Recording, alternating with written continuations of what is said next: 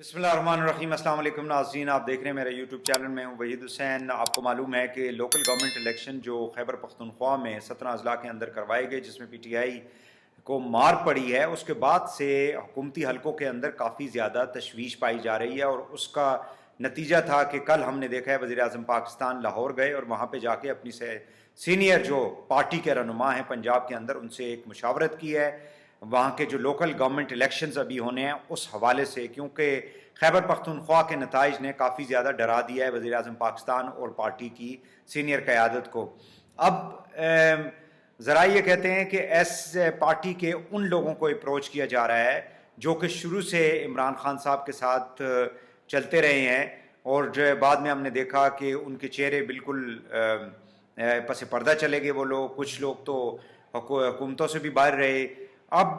कोशिश ये की जा रही है कि जो पुराने लोग हैं, महमूद रशीद साहब, इसी तरह एजाज चौधरी साहब जो सेनेटर हैं, इसी तरह बाकी जो पार्टी के पुराने लोग हैं, वो सिर्फ लाहौर तक नहीं बल्कि पूरे पंजाब के अंदर जो इमरान खान साहब के साथ पिछले कई सालों से चलते रहे हैं, उनको अप्रोच किया जाए और बैठ के एक हिकमत अमली जो है उसका तयन किया जाना चाहिए। हिकमत अमली बनाई जाए कि ख़ासकर PMLN को किस तरह से काउंटर करना है GT रोड के ऊपर जितने भी डिस्ट्रिक्ट्स हैं या सेंट्रल पंजाब के अंदर। अब इसमें सूरत हाल ये है कि अगर आप देखें पंजाब में, ज़ाहिर है कि जहांगीर तरीन साहब जो साउथ पंजाब के अंदर इमरान खान साहब के लिए काम करते रहे हैं, और जनरल इलेक्शंस के अंदर हमने देखा कि पंजाब की हुकूमत को भी और मरकज़ की हुकूमत को भी बनाने में बड़ा इंपॉर्टेंट, बड़ा कलीदी किरदार जो है उन्होंने अदा किया और अपने जहाज़ के ऊपर बिठा के MNAs और MPs को लाते रहे। अब तो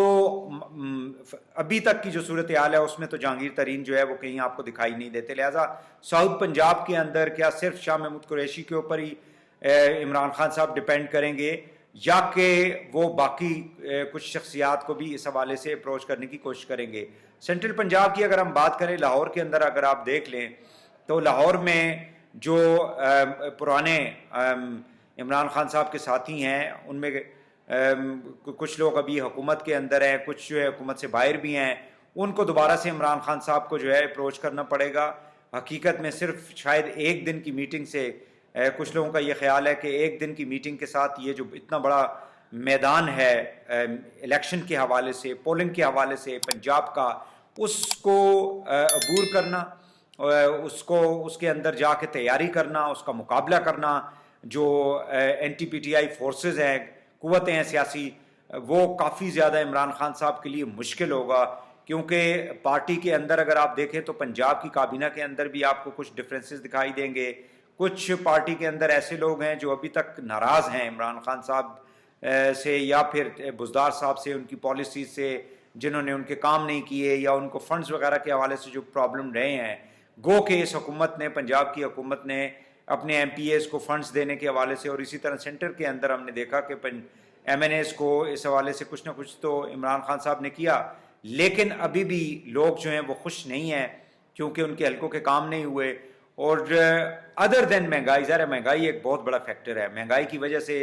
लोगों की जो, अगर आप देखें तो उनकी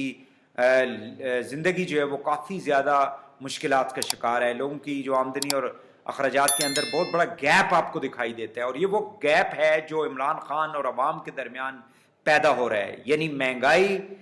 की वजह से जो आमदनी और अखराजात के अंदर लोगों के गैप पाया जाता है फाइनेंसिस का, वही गैप आपको अवाम के अंदर और इमरान खान साहब और उनकी हुकूमत के अंदर दिखाई दे रहा है, और जिसकी एक रिफ्लेक्शन हमने KP के अंदर देखी है। इसलिए अभी तक की जो सूरत हाल है वो इमरान खान साहब के हक में नहीं जा रही। पंजाब के अंदर अगर आप देखें जितने भी GT रोड के ऊपर डिस्ट्रिक्ट्स हैं या सेंट्रल पंजाब के अंदर जो अजला हैं, वहाँ पे अभी तक सूरत हाल जो है वो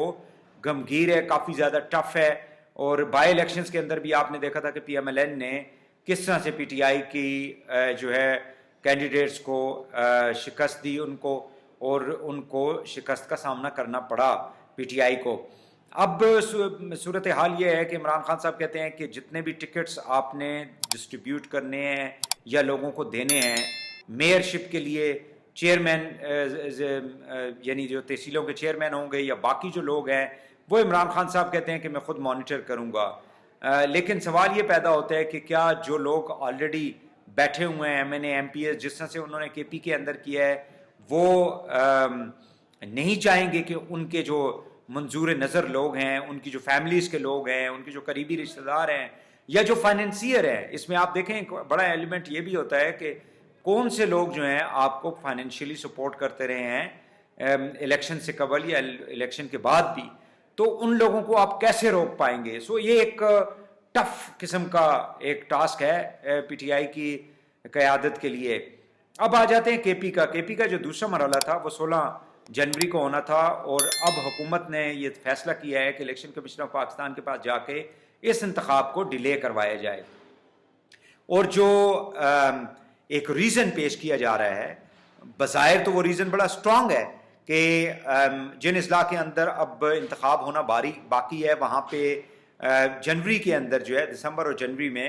برف باری ہوتی ہے, وہاں پہ موسم جو ہے وہ کافی سرد ہوتا ہے, لہٰذا بقول PTI کے لوگ جو ہیں وہ پہاڑوں سے میدانی علاقوں میں آ جاتے ہیں, حالانکہ ایسی بات نہیں ہے. کچھ ایریاز کے لوگ جو ہیں وہ میدانی علاقوں میں ضرور شفٹ ہو جاتے ہیں, لیکن وہ خیبر پختونخوا سے باہر نہیں جاتے. اس میں خاص کر کچھ ایریاز جو ہیں وہ آپ کو مانسیرہ کے ڈسٹرکٹس کے نظر آئیں گے, جس میں آپ کا کاغان کے ویلی ہے, اسی طرح ناران کی ویلی ہے. یہ وہ ایریاز ہیں جہاں سے کچھ فیملیز جو ہیں وہ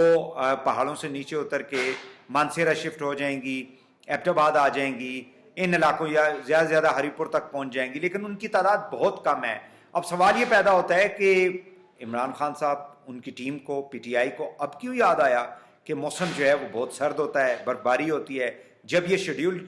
بنایا جا رہا تھا, جب اس کی اناؤنسمنٹ کی جا رہی تھی, جب یہ تیاری کی جا رہی تھی, تو انہوں نے جنوری کے لیے تیاری کی ہوئی تھی. بظاہر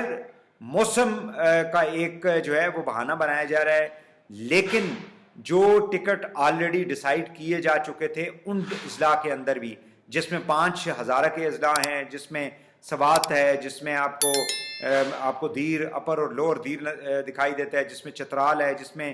4 جو اضلاع ہیں وہ پہلے کے فاٹا کے ہیں.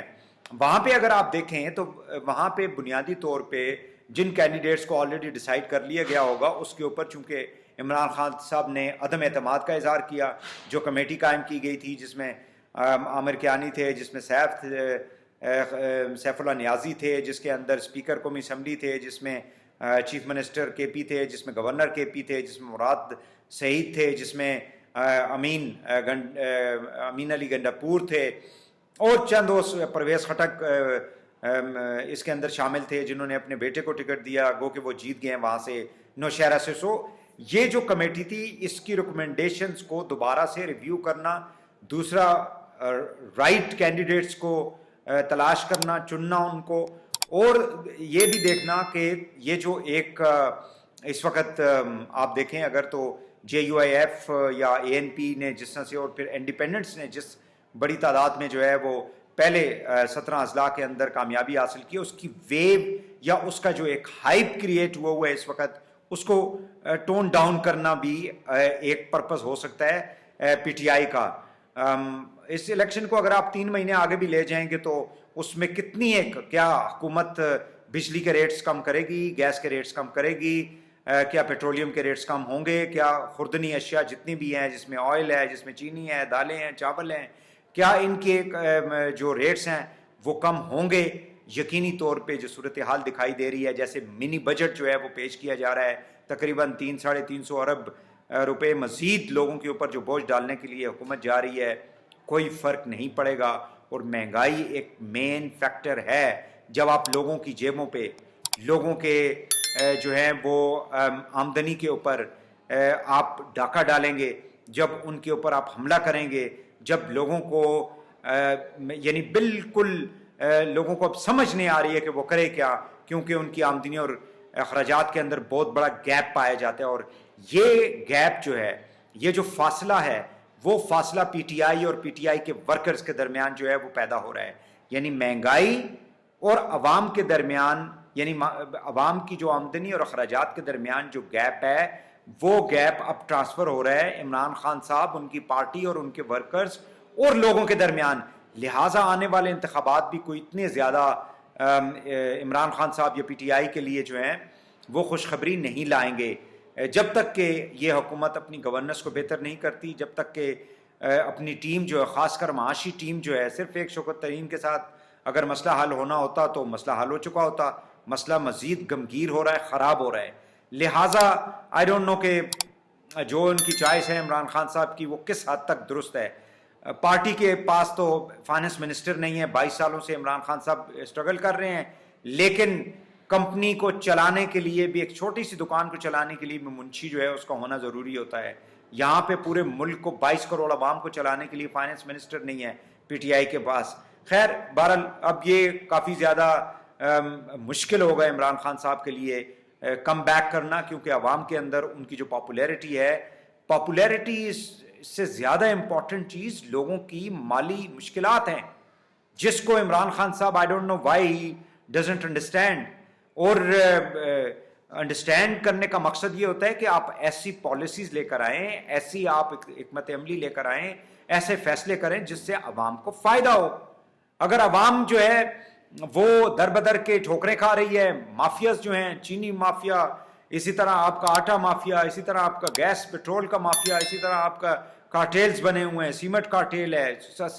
اسٹیل کارٹیل ہے، شوگر کارٹیل ہے، اگر وہ اسی طرح کام کرتے ہیں تو پھر آپ کے آنے کا فائدہ کیا ہوا خان صاحب؟ This is what the people is asking at the moment. اور یہ ایک بہت بڑا چیلنج ہوگا، اور کنفیوژن پائی جاتی ہے کہ آئندہ کس پارٹی نے جا کے یا کس شخصیت نے جا کے اس ملک کو لیڈ کرنا ہے. کیونکہ عمران خان صاحب نے سبز باغ دکھائے تھے لوگوں کو، وہ ایک ایک کر کے وہ سارے خواب جو ہیں وہ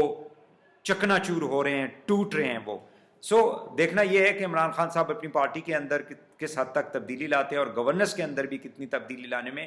کامیاب ہوتے ہیں، اور کس حد تک الیکشن کمیشن جو ہے خاص کر کے پی کے اندر